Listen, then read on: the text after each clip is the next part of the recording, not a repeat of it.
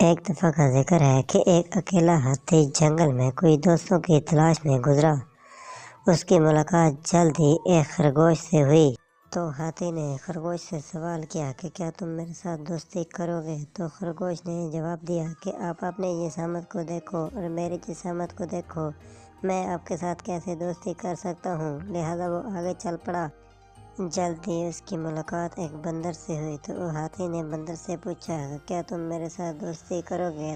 تو بندر نے جواب دیا کہ آپ بڑے ہو اور میری طرح درختوں پر نہیں جھول سکتے، لہٰذا میں آپ کا دوست نہیں بن سکتا۔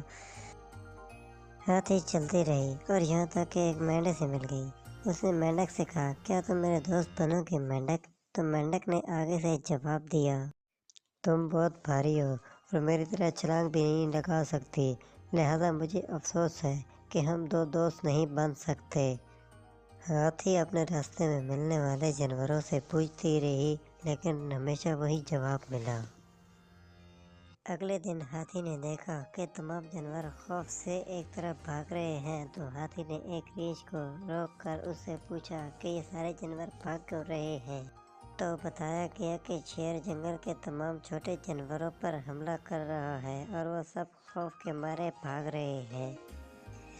وہ جنگل کے دوسرے جانوروں کو بچانا چاہتی تھی، اس لیے وہ شیر کے پاس گئی اور کہا کہ مہربانی کیجیے اور میرے دوستوں کو چھوڑ دو، انہیں مت کھاؤ۔ لیکن شیر نے ہاتھی کی بات نہ سنی۔ اس نے صرف ہاتھی سے کہا کہ جو اپنے کام سے کام رکھے۔ کوئی دوسرا راستہ نہ دیکھ کر ہاتھی نے شیر کو لات ماری اور خوفزدہ کر دیا۔ بہادر کی کہانی سننے کے بعد دوسرے جانوروں نے اتفاق کیا آپ ہمارے دوست بننے کے لیے بالکل صحیح سائز کے ہیں۔